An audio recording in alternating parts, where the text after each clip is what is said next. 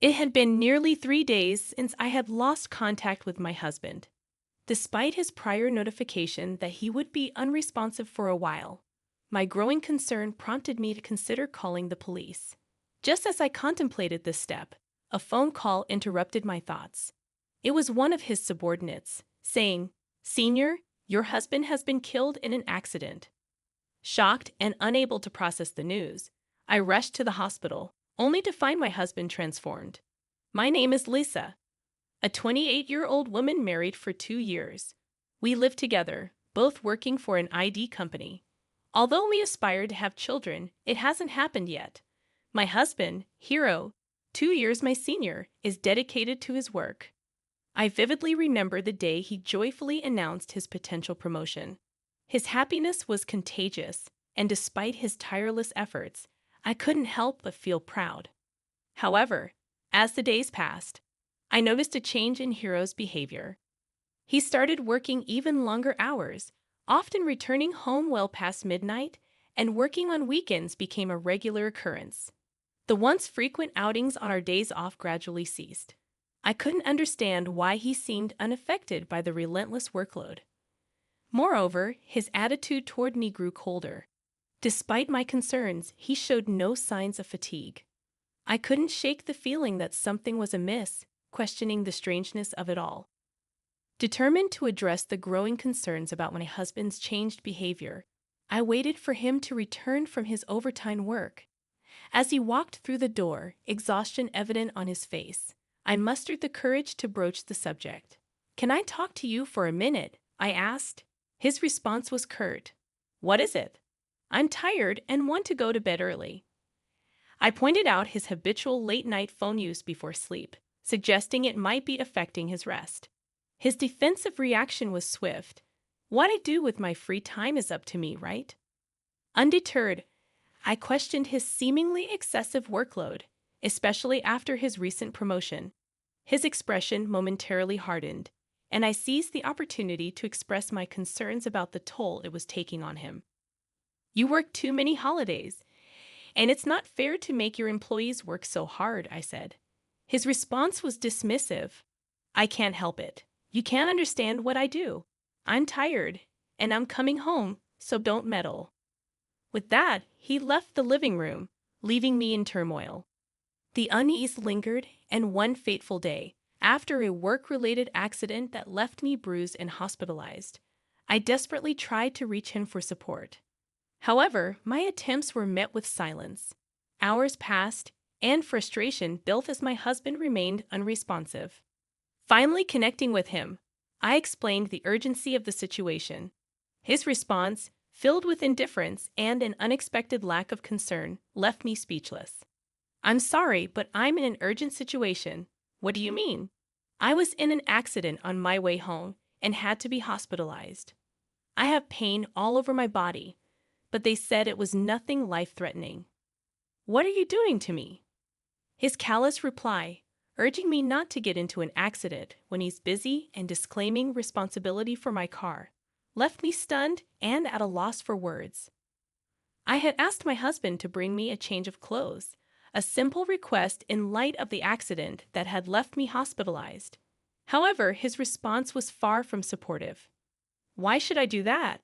I'm tired from work, and I have to go all the way to the hospital for some idiot who had an accident because of her carelessness," he retorted, labeling me as the cause of the mishap despite it being the fault of the other driver.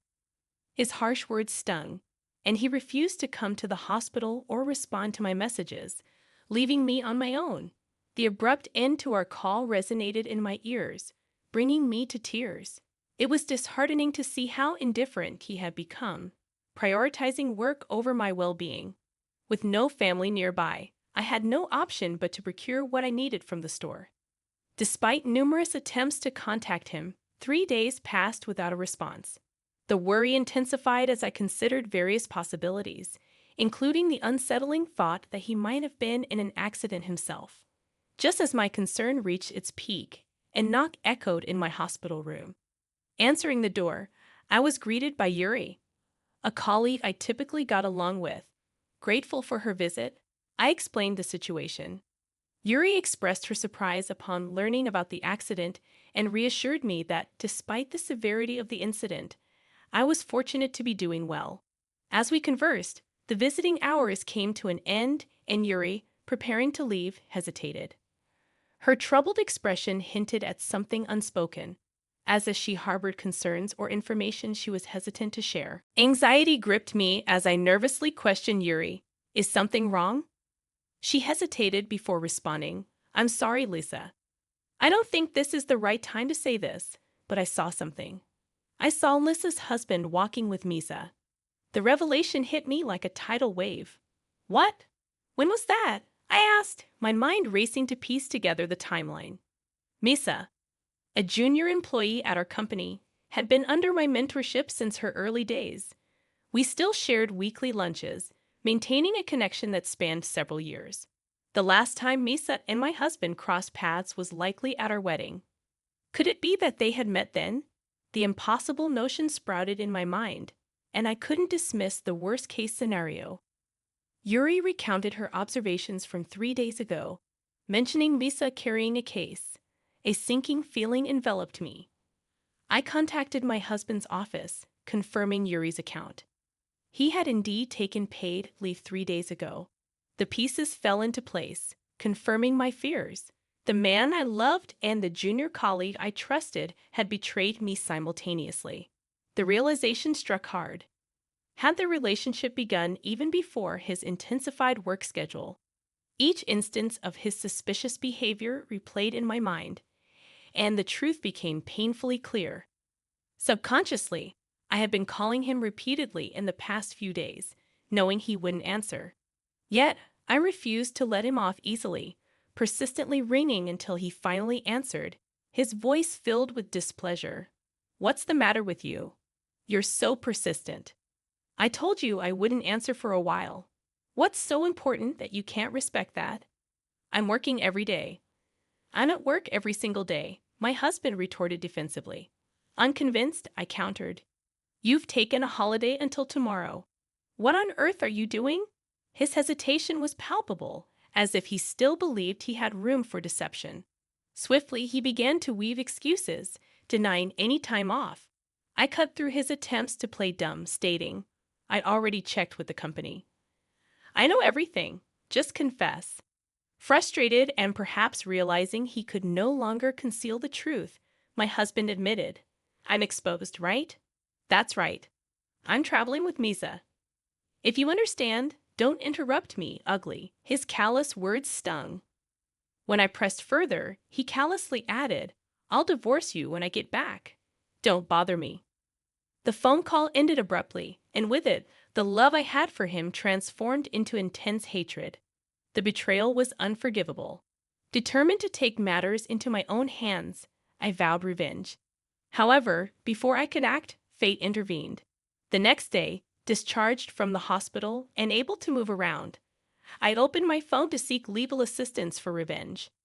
As I scrolled through options, my husband's name flashed on the screen with a call from his faithful partner, Misa. Startled, I hesitated, realizing there was no escaping the confrontation that lay ahead. I answered the phone with trepidation, and Misa's trembling voice immediately reached my ears. Hello, Lisa Sr. I'm sorry.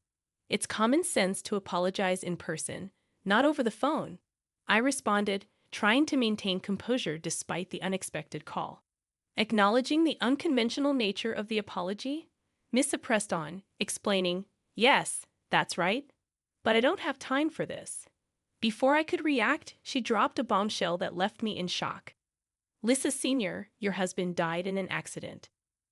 Stunned, I struggled to find words. What are you talking about? Hiro is on a business trip with you right now, isn't he? I countered, desperately clinging to the hope that there was some mistake. Misa proceeded to share a heartbreaking story. According to her, on their way home from the airport, both she and my husband were involved in an accident. Hiro had been hit by a car, and despite her immediate call for an ambulance, he showed no signs of life. The news was too much to comprehend. I hung up the phone, quickly informed the nurse of the situation, and rushed to my husband's side. contrary to my expectation of finding him in a mortuary. Hiro was still alive, but seriously injured. The accident had left him with broken bones, and he was now on crutches. Amidst the chaos, Misa arrived breathless. Her shock was palpable as she realized my husband was still alive. Knowing that Hiro was in critical condition, I informed Misa that we would discuss the matter at a later date and decided to leave the hospital that day. In the ensuing days, Hiro managed to survive, but the accident left him paralyzed from the waist down, confining him to a wheelchair. His parents-in-law, upon learning the details of the affair trip, expressed fury. Despite any personal feelings they may have had, my in-laws unequivocally scolded him, blaming him for bringing this upon himself through the affair. I made a call to both Misa and my husband, intending to discuss the situation. Upon entering my husband's hospital room, I was taken aback by the loud argument that greeted me. "If you hadn't pushed me that time, I wouldn't be in this situation. It's all your fault," my husband accused angrily. Misa retorted, "You're the one who suggested we go that way. Don't blame others. You insisted on the trip, and that's what got us into this mess. I paid for the whole trip. I want my money back in payment for my medical treatment." The heated exchange continued, each blaming the other without a hint of awareness regarding my presence. Frustrated, I reached my limit. With a forceful push of the hospital room door, I took a deep breath and sternly declared, "Stop arguing.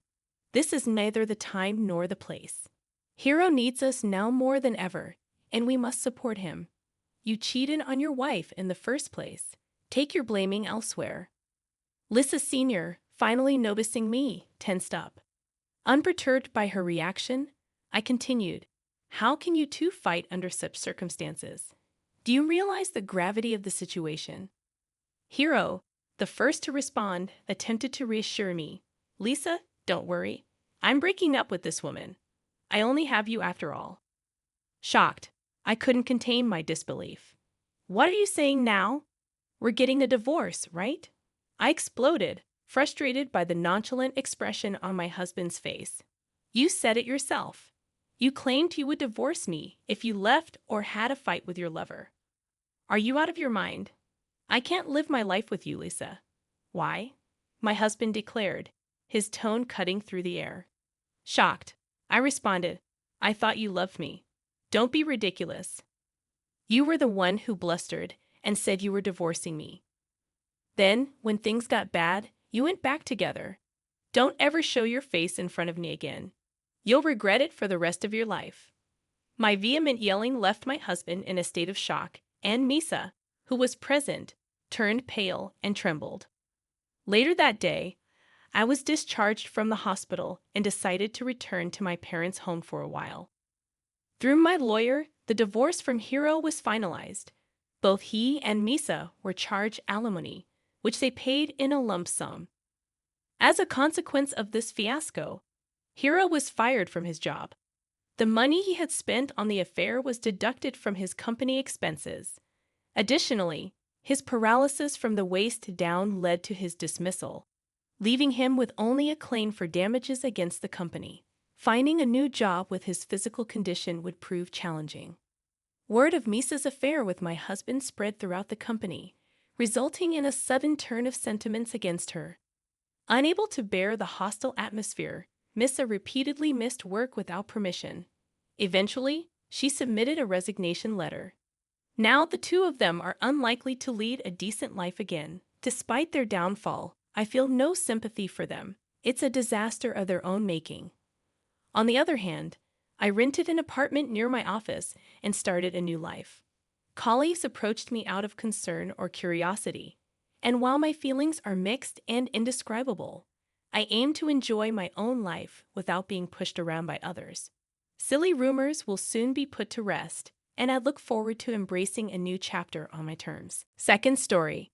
My husband Jack made a startling revelation after receiving his inheritance.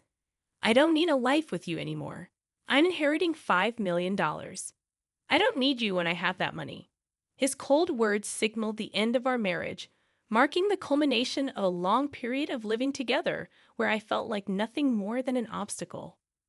Little did he know, a significant secret was associated with the $5 million inheritance. Mom, is it true that Grandpa is in critical condition? My daughter Sophie's unexpected question caught me off guard. The serious health problem of Ethan, Jack's father, was supposed to be a secret between Jack and me. Did you get that information from your dad? The only one who might have told Sophie was Jack. Yes, and on a call from Dad, he told me to renounce Grandpa's inheritance. Sophie's words unsettled me, and because of this single phone call, my peaceful life was about to be disrupted. A few days after the call with Sophie, Ethan passed away peacefully. Since getting married, I had lived with Jack's parents, supporting them when their health worsened. It had been 5 years since Jack's mother passed away, and now, with Ethan's passing, the funeral went smoothly. However, just when I thought I was freed from tension, my husband's behavior changed dramatically. "What are you doing here? Why hasn't it been cleaned properly lately?" Jack frequently pointed out minor dust and small stains. "I'm sorry, I must have missed it. I'll clean it right now. This place isn't cleaned well either." "Do you really clean every day?" "Of course, I clean with the same routine as always." Even though I cleaned just as always, I couldn't understand why Jack was so angry, but it seemed the issue wasn't just about cleaning. "Why are you serving this? I wish you'd pay more attention to the taste when you cook." It's hard when the dishes I put effort into are criticized one by one. Even the dishes he used to enjoy were now unappreciated. "Is there something bothering you lately?" I plucked up the courage to ask, but it seemed to worsen his mood. It's useless to deny it. To be honest, the food you make isn't good. I've been tolerating it because my parents never complained, but I've always felt its tastelessness deep down. Jack's words pierced my heart coldly and sharply. It was the first time he had ever criticized me so severely. I knew when Jack was this upset, anything I said would only fan the flames. My mom always cleaned and did laundry perfectly, and at meal times, she cooked with care without cutting corners. "You're nothing like her." I've been patient, but I can't stand it any longer. This was the first time he compared me to his mother and criticized me. All I could do was reflect deeply on myself. I'm truly sorry. I couldn't have imagined that he valued my cooking so little. Jack always used to smile and say it's delicious when we first got married, and his mother gave me cooking advice. To think he has always found my cooking tasteless, tears started to flow uncontrollably. "Do you think anything will change if you cry? Your tears mean nothing now. Don't show them to me. Lately, everything just feels so tedious." After saying those words, Jack suddenly stood up and left the house, slamming the door behind him. As he walked away, I called out, "Jack, where are you going? Come back." But it seemed he didn't hear me. My mind was in turmoil, unable to keep up with this sudden change, unable to understand what had just happened. Until a few months ago, we were a couple who shared everything, holding hands, sharing the small joys of daily life, and tackling minor grievances together. I couldn't fathom why we had grown so distant, and then it hit me. I remembered the content of Sophie's call. It was about Ethan's inheritance. There was a hint of hesitation in Sophie's voice that night.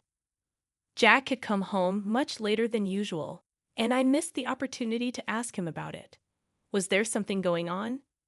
Perhaps Jack had discovered some information about the inheritance and wanted to keep it to himself. I tried to approach Sophie, wondering why they were discussing inheritance while Grandpa was still in good health. She expressed doubts about Jack's actions and mentioned conveying the same to him. "If the way the inheritance is divided doesn't change, it will all fall into my hands."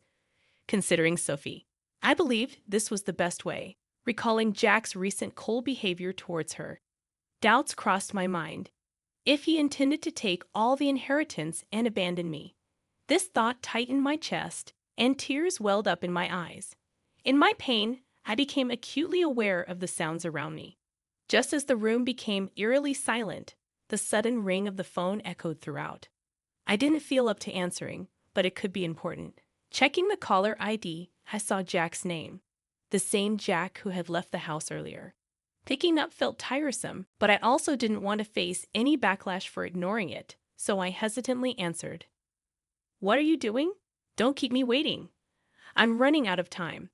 His sudden, authoritative tone took me by surprise. He was indeed stubborn at times, but he wasn't someone who would yell without a reason. In the past, shocked by his changed demeanor, I let out a slight sigh, hoping he wouldn't notice. "What's wrong? Is there a problem?" "I have something to talk about. I'll be home soon. Stay home and wait for me." Lately, his voice sounded unmistakably colder than before. I replied with a brief "okay" and promptly hung up. Looking at the clock, more than 3 hours had already passed since Jack went out. I had been crying, overwhelmed with confusion and pain, and I hadn't realized how much time had passed. After a while, I heard the door open and Jack's footsteps. A sweet scent of body wash, one we didn't use at home, wafted from him. That unfamiliar smell intensified the pain in my chest. "I'll be straight. I want to end our relationship. As a token of gratitude, I'll give you $220,000. His words were something I have feared deep down. Still facing this reality, the shock was so immense that I felt tears drying up. "I'm genuinely tired of you not managing things at home. I want to live peacefully in my old age." Linda had dreamt of a peaceful old age. However, the one who began to shatter that dream was none other than Jack. In front of her, he continued, "Why are you here?" Her words trailed off as she searched for what to say. Jack looked at her with a smug smile. At that moment, a bright ringtone from Jack's cell phone filled the room, the unfamiliar tone clearly different from his usual one. "I'm sorry, but I haven't finished my errands yet." Linda sensed a slight softness in Jack's voice, different from how he usually sounded towards her. It felt somewhat kinder and more intimate. Furthermore, the sweet scent of body wash in the room, the unique ringtone from earlier, and the changed tone of his voice. All these events hinted at something he might be hiding. Linda whispered quietly so that Jack wouldn't hear. I knew it. He had been too overt about his external affair. Considering the inheritance he might be getting soon, the alimony might be insignificant for him, even if his infidelity becomes evident. After ending his call, Jack looked down at Linda with emotionless, cold eyes. "My intentions haven't changed. I want you to sign this document. I'll contact you later. Make sure to have it signed by then. I don't plan to come back to this house. Remember, this house is now yours." Without uttering another word or even looking at my face, Jack headed towards the door. What did our long marital life of 40 years mean? A few days later, I found myself in a lawyer's office, gathering information about Jack's actions and Ethan's inheritance. As I explained everything to our daughter, Sophie, her complexion changed. It was painful to reveal our mistakes to our daughter, but out of love for me, Sophie let her emotions out and shed tears. She then showed strong determination to confront Jack and introduced me to a lawyer to support us. "Hello, I am Robinson. I will be handling your case. I will support you to the best of my ability," said the woman named Robinson, sitting across from me. She seemed to be in her late 40s, exuding a calm aura. Her neatly groomed hair and professional attire gave off a reassuring vibe. Her clear way of speaking provided me with a sense of reassurance. "I'm truly sorry for approaching you suddenly. My name is Lily Johnson. I'm a bit nervous since it's our first meeting under such circumstances," I admitted. "That's all right.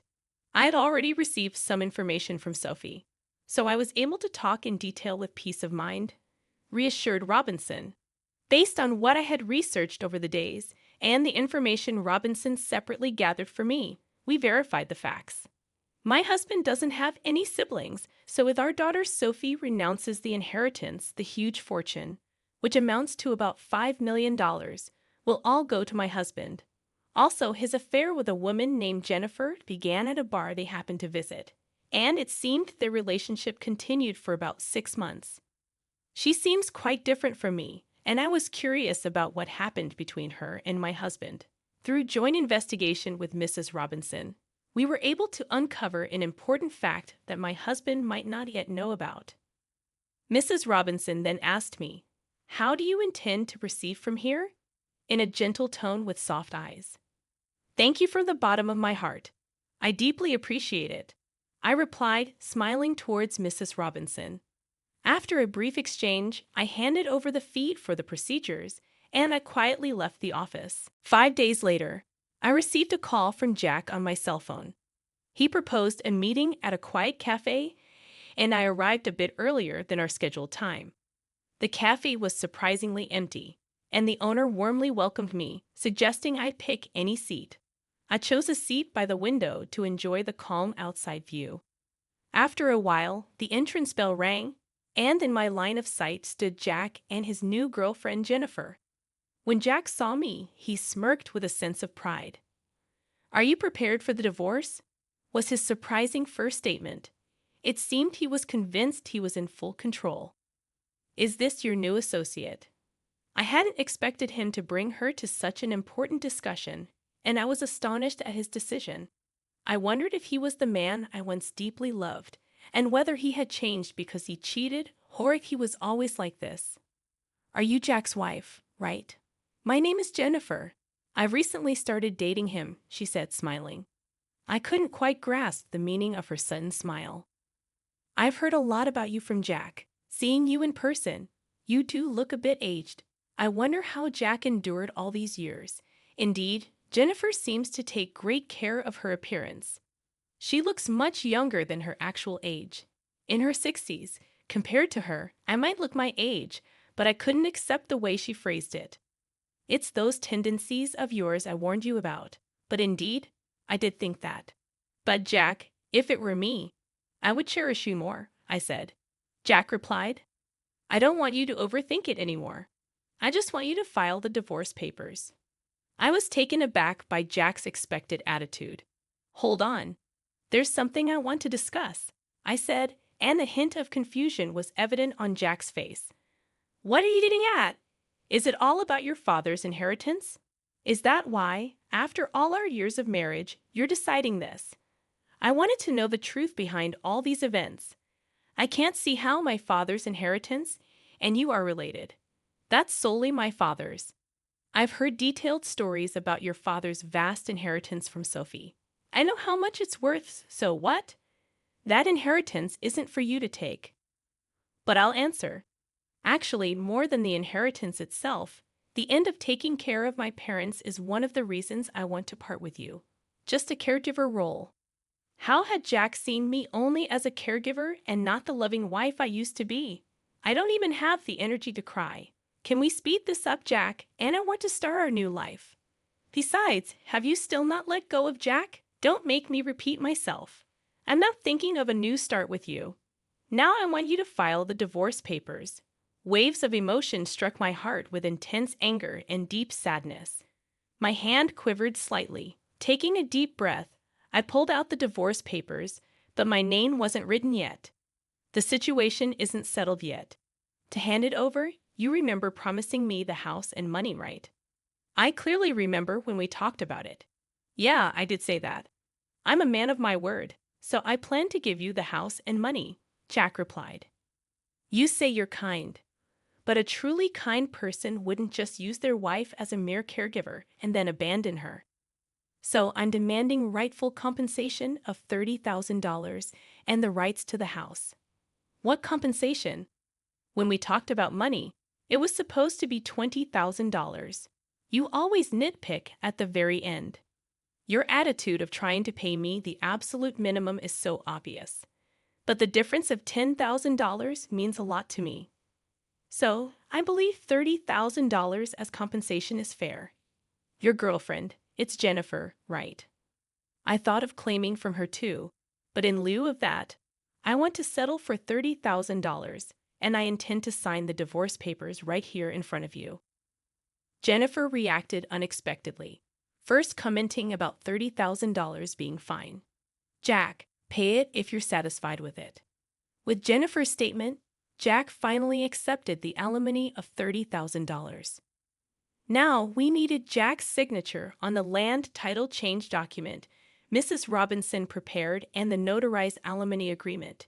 Jack looked surprised by my preparations, but I calmly said, I have a life to continue, and I eased his suspicions. We took out our respective seals, lined up at the designated spot, and Jack smiled as if he anticipated something. "So, Linda, will you sign the divorce papers right now?" "Understood," I said. "Here's the divorce paper."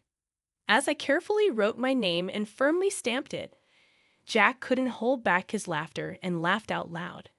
"With this, you and I no longer have any relationship. Also, I have something to tell you. Actually, I'm set to inherit $5 million, so I didn't need someone like you anymore. Thanks for the divorce. What a foolish ex-wife you had, letting go so easily for just $30,000. Behind me, as I left, the loud laughter of Jack and Jennifer echoed. I hurriedly left and headed to City Hall. My only goal now is to complete this procedure as quickly as possible and sever ties with the two of them completely. They might be laughing happily now, but I wondered how long their happiness would last. A month later, I quickly sold the house I received from Jack, prepared for a new life, and decided to live near my daughter Sophie, who planned to start her life near her husband's parents' home. Since Jack's mother lived nearby, I thought there would inevitably be moments I'd feel cautious. Contrary to my concerns, Sophie's husband warmly welcomed me and was always considerate, which I found very reassuring. My daughter Sophie seemed angry at Jack's actions at first, but when I told her a certain fact, her expression changed completely, and she smiled brightly. I had a hunch that Jack would soon realize my plan. As proof, I deliberately didn't change my mobile number. The day that intuition became a reality came sooner than I thought. From the afternoon, my mobile rang repeatedly, and sure enough, it was Jack. He called many times, but at first I purposely didn't answer. After receiving repeated calls, I finally picked up. "Hello, why are you doing this?" I couldn't hide my surprise. "What's the matter?" "You called out of the blue, raising your voice. What's the problem?" "Where are you right now?" I thought he might have visited the house we used to live in, but in reality, that house had already been sold, and the new tenant might have moved in, or it could have become an empty lot. Considering this fact, the image of Jack's panicked demeanor surfaced in my mind, and I felt a little sorry for him. "Since we've decided to divorce, there's no need for you to be involved anymore." "Where did Sophie go?" "I can't find her." "It seems he went to Sophie's previous house." Of course, she wasn't there, and I managed all the information and procedures related to Sophie's husband's family home, so Jack had no way of knowing. "He seems to have hit a dead end and contacted me." I answered, "Yes, actually, Sophie has moved to a new place." "Why didn't you tell me something so important? Moreover, did you know about that too?" It seems my husband finally realized the truth. By that, are you referring to the significant hidden debt that Ethan had? Actually, when I investigated Ethan's inheritance in detail, I was shocked by the amount of the inheritance. But at the same time, I found out about a considerable hidden debt. Probably, while he was alive, he estimated he could repay the debt with about $5 million and hid that fact from us. However, he passed away midway through repayment, and the hidden debt was left neglected. And when you officially receive an inheritance, you are also obliged to inherit such hidden debts. Jack was blinded by the allure of easy money and neglected thorough verification and investigation. That was his big mistake. So, I have a question. Did you really know about my dad's debt? Information is easy to come by. It becomes clear to anyone with a little search. That's why I noticed it. I imagined Jack turning red with anger on the other end of the phone. Anyway, what about the promised money? What about the money you intended to return? I had my suspicions, but his real goal was money after all. Besides, about that property. If I had known about my dad's debt from the beginning, I wouldn't have gotten involved at all. I understand how you feel. I thought it deep down, but I chose not to say it. But think about it. Putting aside the money issue for a moment, you got to marry a very attractive woman, right? Isn't that pretty lucky? Of course, I don't know if Jennifer chose Jack because of his assets or if it was truly love. As soon as Jennifer found out about my debt, she left me. I thought she would. It's exactly as I expected. Linda, think about it. How about starting over with me? I feel deceived by Jennifer. I just realized now you're the person I really need. The tone of Jack's voice suddenly dropped and became emotional. I wondered if he has forgotten everything he did to me. I'm cornered. Every day, I'm being rushed by collectors, and the debt I can't repay is piling up. I'm at my limit. I really feel my life is in danger. Help me, please. Even after hearing his desperate plea, I calmly thought, if I were in this situation, would Jack help me? I carefully chose my words and took a deep breath before answering. Right now, I'm living peacefully and am truly satisfied.